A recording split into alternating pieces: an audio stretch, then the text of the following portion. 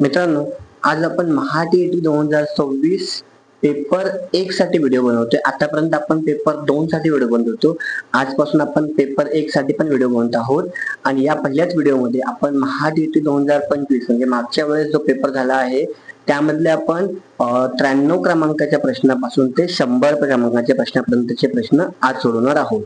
चॅनलवर जर नवीन असाल आणि महाटीईटी 2026 साठी प्रिपेअर करत असाल, 1 ते 5 किंवा 6 ते 8 कुणासाठी प्रिपेअर करत असाल तर गणितसाठी आपला चॅनल बेस्ट आहे. मी सगळे गणित तुम्हाला सोडून देणार आहे. चॅनलला तुम्ही लवकरात लवकर सबस्क्राईब करून घ्या. आता आपण सोडूया महाटीईटी 2025 मधील पेपर 1 मधील 93 क्रमांकाचं गणित आणि त्याच्या पुढचे गणित. बघा, पहिलाच प्रश्न आपल्याला काय म्हटलाय की 11:15 वाजता घड्याळातील तास काटा व मिनिट काटा यांच्यामध्ये किती अंशाचा कोन होतो. आता डायरेक्ट तुम्ही मोजत बसू नका. इथे आपण मी तुम्हाला फॉर्म्युला सांगणार आहे इझी. तर बघा, जर आपल्याला कोन काढायचा असेल तर कोन बरोबर 30h वजा 5.5 m. इथे h म्हणजे तास आहे, m म्हणजे मिनिटं आहेत. Okay, hours and minutes. तर या फॉर्म्युल्यामध्ये आपण जर आपली किंमत टाकली की आपल्याला अंश कोन मिळतो. 11:15 म्हणजे 11.15. 11 वाजून 15 मिनिटे. मग 11 आपलं काय आहे, h आहे. 15 आपलं काय आहे, m आहे.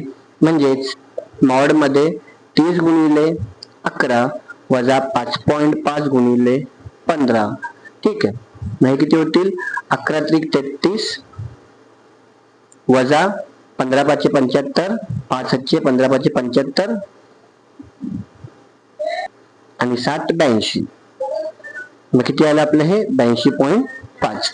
आता हे वजाबाकी आपण करूया. तर वजाबाकी आपली किती येणार आहे, उत्तर किती आपले 247.5 अंश. तर कोण आपला किती झाला 247.5 अंश.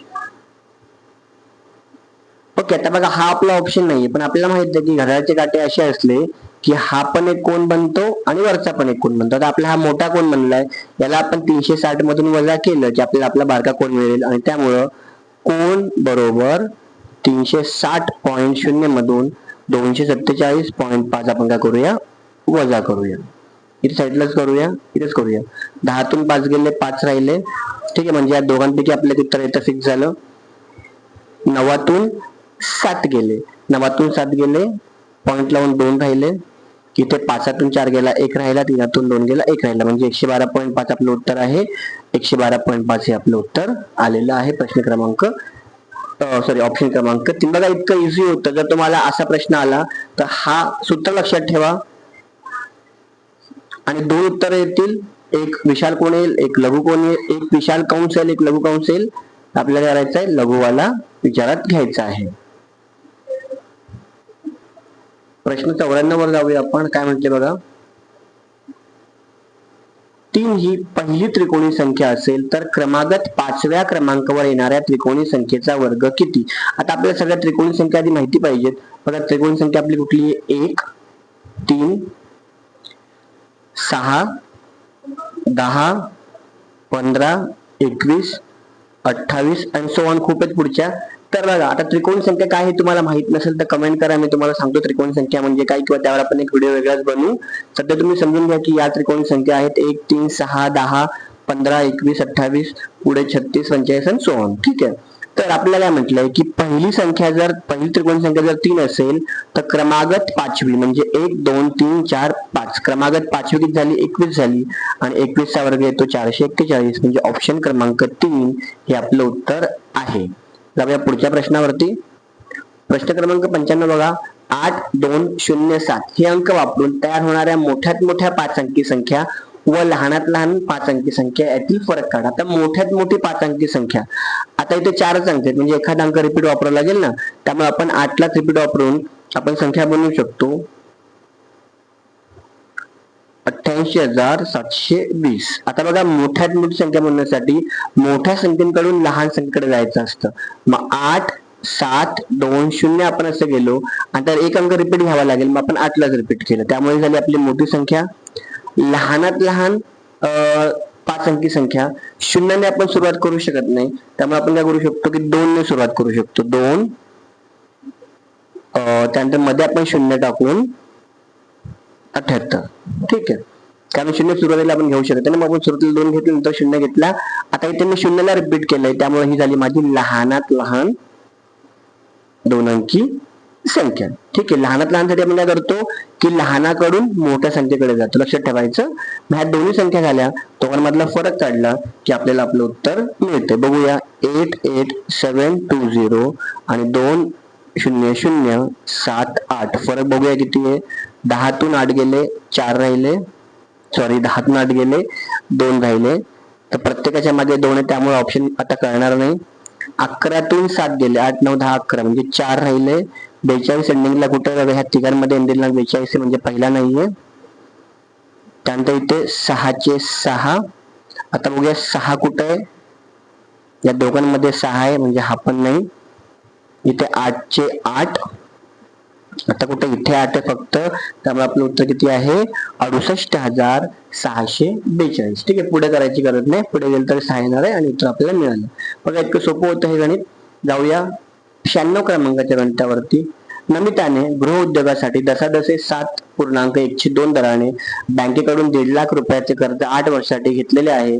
तर मुदतीनंतर कर्जफेडीसाठी एकूण किती रक्कम तिला द्यावी लागली. आता इथे बघा, लक्षात ठेवायचं की हे गणित आपल्याला सरळ व्याजाने करायचं आहे, कंपाऊंड इंटरेस्टने नाही, चक्रवाढ व्याजाने नाही. तसं आपल्या इथे नमूद केले नाही. मग आपलं सरळ व्याजामध्ये सूत्र असतंय सिंपल इंटरेस्ट बरोबर PNR छेद 100. P म्हणजे काय, प्रिन्सिपल अमाऊंट 1.5 लाख, मुद्दल आपली जी. N म्हणजे काळ जो आहे तो 8 वर्षाचा, आणि R म्हणजे रेट ऑफ इंटरेस्ट 7.1/2. मग इथे आपला प्रिन्सिपल अमाऊंट आहे 1.5 लाख, आपण लिहिला, गुणिले N किती आहे आपलं 8, आणि रेट ऑफ इंटरेस्ट 7.1/2 म्हणजे 7.5 घ्या, इथे 8 लिहायचा. N आपला 8 आहे आणि हा आहे 7.5 भागिले 100. आता हे 2 शून्य आणि 2 शून्य जर मी वजा केले, कॅन्सल केले, तर 1500 गुणिले 8 गुणिले 7.5 आपल्याला मिळतात. या दोघांचा आपण जर गुणाकार केला आपल्याला किती मिळतंय 60 मिळतात. 8×45 आणि पॉईंट लागून 0 मिळतो म्हणजे 60 मिळतात. तुम्ही गुणाकार करून बघा. आता याचा फायनल गुणाकार करूया, 3 शून्य मांडूया, 15×7=90. म्हणजे आपला सिंपल इंटरेस्ट, आपल्याला व्याज किती आलं 90,000, आणि त्यामुळं आपली रास जी आहे, जी आपल्याला अमाऊंट द्यायचा आहे ते किती येणार आहे, तर 1.5 लाख कर्ज मुद्दल आणि 90,000 व्याज, म्हणजे टोटल 2,40,000 आपल्याला त्यांना द्यावे लागतील. म्हणजे ऑप्शन ए आपलं पहिलं आपलं ऑप्शन बरोबर आहे. सगळ्या प्रश्न क्रमांक 97 वर. एका परीक्षेत आराध्याला मराठीत 30 पैकी 24, गणितात 50 पैकी 38, विज्ञानात 75 पैकी 63, हिंदीत 90 पैकी 63 गुण मिळाले, तर तिला कोणत्या विषयात शेकडा अधिक गुण मिळाले. सगळ्यात जास्त गुण कुठले मिळाले आपल्याला काढायचे टक्क्यांमध्ये. 30 पैकी 24 म्हणजे 24/30, त्यानंतर 50 पैकी 38, 38/50, 75 पैकी 63, मग 63 भागिले 75, आणि 90 पैकी 63 म्हणजे 63 भागिले 90. ठीक आहे, त्यांचा आपण काय टक्के काढून घेऊया. मग 24/30 गुणिले 100, हे 2 शून्य गेले, 3×8 = 24 आणि 8×10 = 80 म्हणजे 80% झाले. कुठला विषय हा मराठी. इथे 38 भागिले 50 गुणिले 100, आपल्याला माहिती आहे 50 गुणिले 100, मग 2×8 = 16, 2×6 आणि 1 7, 76% झाले. हा कुठला विषय आहे गणित, हा विज्ञान आहे, आणि हा हिंदी आहे. हिंदी काढूया. 63 भागिले 75 गुणिले 100, त्यांचा भाग आपल्याला माहिती आहे 25×3=75, 25×4=100, 3×1=3, 3×6 3×1=3, आणि 21×4=84, 84% झाले. आणि इथं हिंदीचं बघूया आपण. 63 भागिले 90 गुणिले 100, 0 0 कॅन्सल करा, 9×8 9×7 63 बरोबर, आणि 7×10 70 बरोबर ना. 9×7 माहिती झाले, 70% झाले. आता तुम्ही सर्व टक्के जास्त गुणाचे आहेत तर विज्ञानचे आहेत, त्यामुळे विज्ञान हे ऑप्शन आपलं बरोबर आहे. जाऊया पुढच्या प्रश्नावरती. प्रश्न क्रमांक 98. सोनालीने 50 डझन केळी 60 रुपये डझन दराने खरेदी केली व 550 शेकडा दराने विकली तर तिला किती रुपयाचा नफा किंवा तोटा झाला. आता बघूया आपण की 50 डझन केळी 60 रुपये म्हणजे 1 डझन बरोबर 60 रुपये. त्यामुळं 50 डझन बरोबर 50 गुणिले 60 म्हणजे 6×5 3000 रुपयाला तिने खरेदी केलेली आहे. ही आपली काय झाली खरेदी किंमत. आता विक्री कशी केली 550 शेकडा मग विक्री किंमत काय येणार आहे शेकडा म्हणजेच काय 100 केळी कितीला विकली 550 रुपयांना. ठीक आहे. असे असून किती शेकडा आहेत बघा आपल्याकडे केळी किती 50 डझन केळी आहेत. आता हे आधी आपण करून घेतलं पाहिजे होतं 50 डझन 1 डझन बरोबर 12 केळी मग 50 डझन बरोबर किती 50 गुणिले 12 12×5 60 म्हणजे 600 केळी आपल्याकडे आहेत. ठीक आहे. आता बघा 100 केळी जर त्यांनी 550 ला विकली तर मग 600 केळी मग 600 केळी तो कितीला विकणार आहे 6 गुणिले 550 ना बरोबर ना 100 चे 6 झाले एका 6 झाले माहिती पण 6 ने गुणावं लागेल. त्यामुळं 0 6×5 30 3 6×5 3 33 3300 रुपयाला त्याने केळे विकले तिने विकलेले. म्हणजे बघा त्याची खरेदी किंमत किती लागली तिला 3000 रुपये विक्री किंमत किती लागली 3300 रुपये आणि म्हणून नफा झालाय. आणि नफा काय झालाय की 3300 मधून जर तुम्ही 300 वजा केले तर तिला रुपये 3300 मधून 3000 वजा केले तर पण तिला रुपये 300 काय होणार आहे नफा होणार आहे. त्यामुळे ऑप्शन 2 आपल्या बरोबर आहे. पुन्हा एकदा सांगतो 1 डझन केळं 60 रुपयाला. ठीक आहे. 50 डझन केळी किती येतील 3000 रुपयाची ही झाली खरेदी किंमत. 1 डझन केळीमध्ये 12 केळी असतात. 50 डझन मध्ये झाली 600 केळी म्हणजे एकूण 600 केळी आहेत. आता इथे विक्रीमध्ये काय करते 100 केळे 550 ला विकते. त्यामुळे 600 केळे कितीला विकणार आहे 6 गुणिले 550 म्हणजे 3300. मग ही किंमत जास्त आहे म्हणजे नफा झाला. 3300 मधून 3000 वजा केले 300 रुपये उरले 300 हा काय आहे नफा आहे. जाऊया पुढच्या गणितावरती. काय म्हटले बघा 99 गणित 2 समांतर रेषांना एका छेदिकेने छेदल्यास संगत कोणाच्या किती जोड्या मिळतील. ठीक आहे. आता आपण काय करूया 2 समांतर रेषांना एका छेदिकेने छेदले तर संगत कोणाच्या किती जोड्या मिळतील. बघा याला हा संगत कोण आहे पहिली जोडी याला हा संगत कोण आहे दुसरी जोडी याला हा संगत कोण तिसरी जोडी आणि याला हा संगत कोण चौथी जोडी म्हणजे एकूण 4 जोड्या मिळतील संगत कोणाच्या. ठीक आहे. हे तुम्हाला 8वीच्या 9वीच्या पुस्तकात मिळून जाणार आहे. आता जाऊया शेवटचा प्रश्न. आजचा एकूण 120 प्रश्न असतात. आपण 100 प्रश्न एकूण 120 पर्यंत प्रश्न असतात. आपण 100 केले म्हणजे 20 प्रश्न आपले राहिले तर आपण ते पुढच्या व्हिडिओमध्ये करू. ठीक आहे. आता हा आपण शेवटचा प्रश्न करूया. ओ केंद्र असलेल्या वर्तुळातील 16 सेमी लांबीची जीवा PQ ही वर्तुळ केंद्रापासून 6 सेमी अंतरावर असल्यास त्या वर्तुळाची त्रिज्या काढा. आता इथे लक्षात ठेवायचं जीवेला अर्ध करायचं 8 आणि वर्तुळ केंद्र. ठीक आहे. त्यांना जर पायथागोरस वापरला की आपल्याला त्रिज्या मिळते. मी तुम्हाला हे गणित प्रॉपरली करून दाखवतो. हे 10वीच्या पुस्तकातलं गणित आहे.